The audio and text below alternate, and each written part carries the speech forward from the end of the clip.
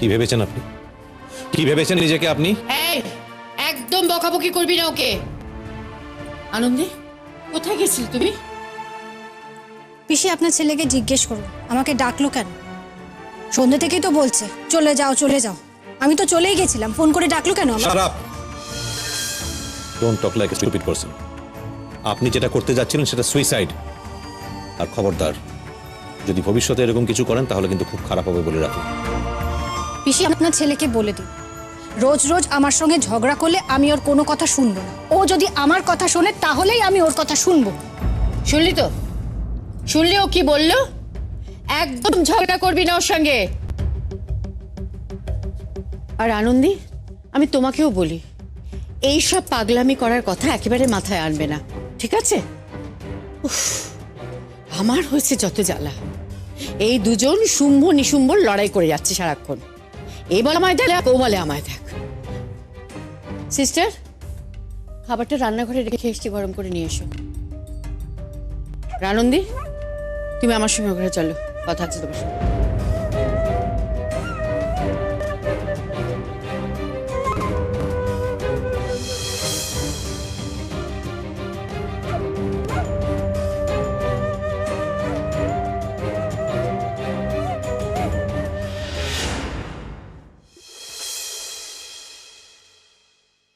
Thank you.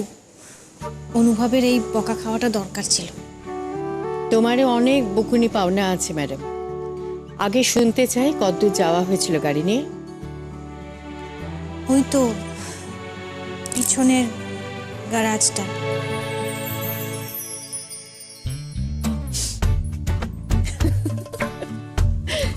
যাক বাবা, আমি রীতিমতো ভয় পেয়ে গিয়েছিলাম। এমন হুড়মুড়িয়ে বেরিয়েছে মেয়েটা, একটা পাগলি মেয়ে।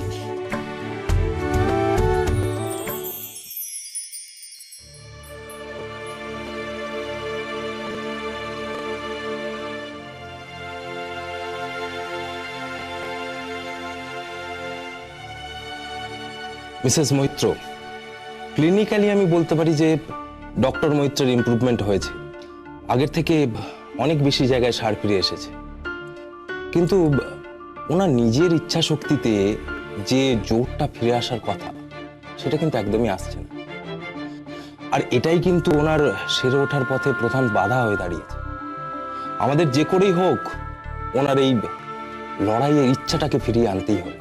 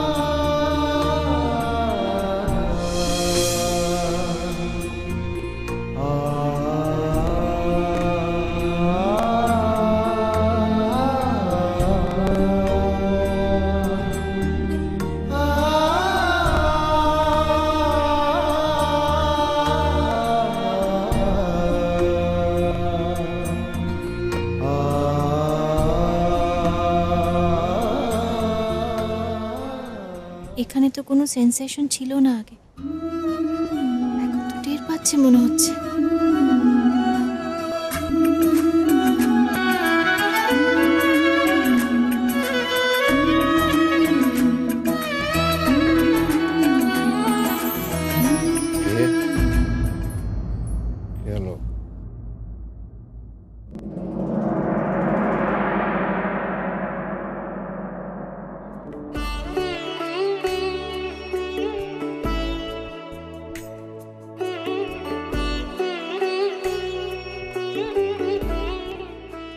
অনুভব, অনুভব, তোমার পায়ের নিচে সার ফিরে এসেছে। আমাকে শুধু যে করে হোক তোমার মনের মধ্যে একবার এই বিশ্বাসটা জাগিয়ে দিতে হবে যে তুমিও পারবে। তাহলে আবার তুমি হাঁটবে অনুভব, আবার ছুটে বেড়াবে ডক্টর অনুভব মৈত্র।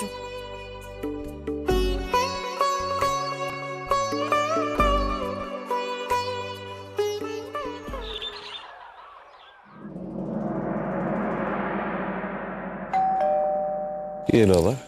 আমি দেখছি। কোথায় অনুভব বাবু, কোথায়? এই তো এখানে। Good morning doctor Maitra. Good morning, কেমন আছিস তোরা?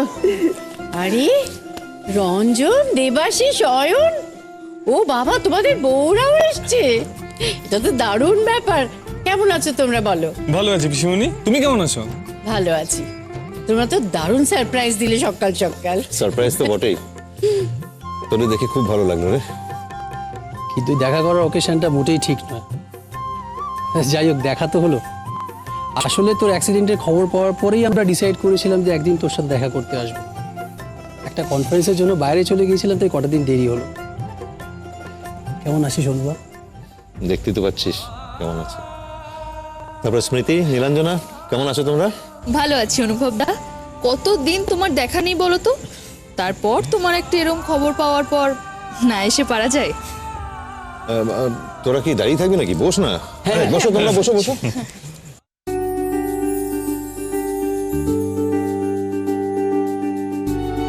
পিসিমণি কাকা বাবুকে তো দেখছি না। দাদা চেম্বারে গেছেন গো। তোমরা আসবে জানলে একটু দেরি করে হয়তো যেতেন। আচ্ছা তোমরা একটু বসো, গল্প করো, আমি আসছি। হ্যাঁ, বলছি আপনারা কি খাবেন? চা, কফি নাকি একটু শরবত বানিয়ে আনবো? আপনি নিশ্চয়ই মিসেস মৈত্র। এটা কিন্তু একদম ঠিক করলি না অনুভব। আমাদের লুকিয়ে লুকিয়ে এভাবে চট করে বিয়েটা করে ফেললি। ভাবিস না আমরা এভাবে তোকে ছেড়ে দেবো। আমাদের কিন্তু একটা জমিয়ে নেমন্তন্ন প্রাপ্য আছে। আসলে অনুভবদা, তোমার বউকে দেখা লোভ সামলাতে না পেরে আজ আমরাও তোমার বন্ধুদের দলে ফিরে গেছি। আচ্ছা চুপ করে আসিস কেন? একটা প্রপার ইন্ট্রোডাকশন তো নিজের বউয়ের সাথে করা। ও রঞ্জন, ও দেবাশিস, আর ও অয়ন। আমরা মেডিকেল কলেজে একই ব্যাচে ছিলাম। আর ও হলো দেবাশিসের ওয়াইফ নীলাঞ্জনা, আর ও স্মৃতি, অয়নের ওয়াইফ। আর শুনুন, আপনার এই হাজবেন্ডটি আমাদের পরীক্ষায় কখনো কোনোভাবে ফার্স্ট হওয়ার সুযোগ দিত না। কারণ জানেন, সব সময় সেই জায়গাটি দখল করে থাকতেন। আর বাজে কথা একদম বলিস না। অনেকবার হয়েছে এমন যে তুই আমার থেকে ভালো রেজাল্ট করেছিস। যাকে এসব কথা বাদ দে, এবারে তোদের খবর বল। এই শোন, খবর টবর পরে হবে। আমাদের পরিচয়টা তো দিলি, এবার ওর পরিচয়টা দে। আপনাদের বন্ধু বোধহয় আমার পরিচয়টা করিয়ে দিতে চাইছে না। আমি তাহলে নিজের পরিচয়টা নিজেই দিয়ে দিই। আমি হচ্ছি আনন্দী, আপনাদের বন্ধু স্ত্রী। এবার বলুন তো কি খাবেন আপনারা? আজ ওসব থাক না, একদিন হাতে সারাদিন সময় নিয়ে আসবো। আর সেদিন কিন্তু শুধু চা কফি না, জমিয়ে খাওয়া দাওয়া করবো। আপনাদের বিয়ের খাওয়াটা মিস করেছি, সেটা কিন্তু ভুলে যাবেন না। সময় নেই মানে? তোরা কি আজ এক্ষুনি চলে যাবে নাকি? No way. কিচ্ছু করার নেই বস।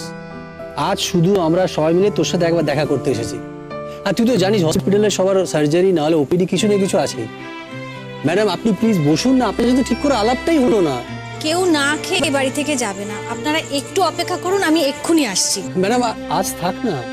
থাক না বললে চলবে না, আমি এক্ষুনি চলে আসবো। জাস্ট এক মিনিট। আচ্ছা, তাড়াহুড়ো করলে তো হবে না। এবারে বল তোদের খবর টবর কেমন? তুই বল।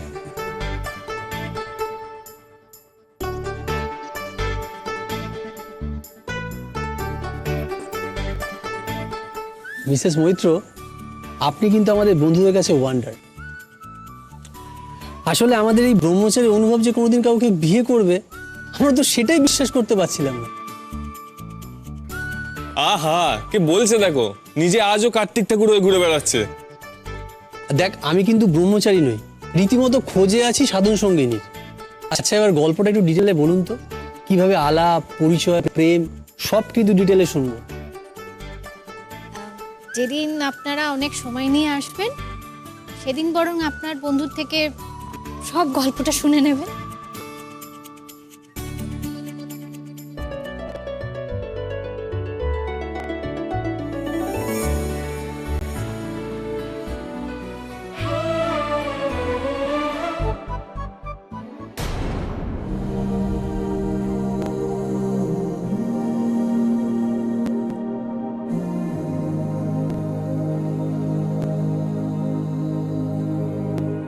আচ্ছা,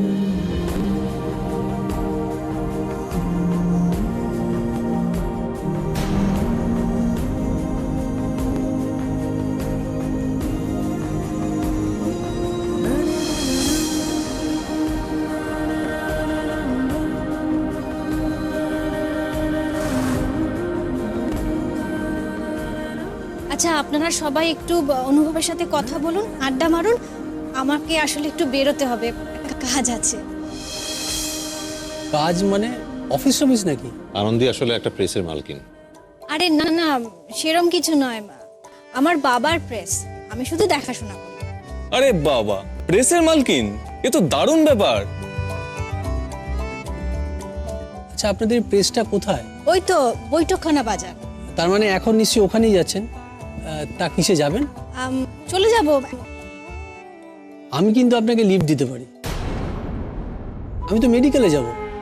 না না, তার প্রয়োজন নেই, আমি ঠিক চলে যাব। আরে আরে শুনুন, পেট্রোল বাঁচান, পেট্রোল বাঁচান। দুজনে যখন একই দিকে যাবেন, তাহলে খামোখা অন্য গাড়ি নেওয়ার দরকার কি আছে? একসাথে চলে যান। যাও না আনন্দী, তোমার তো সুবিধাই হবে।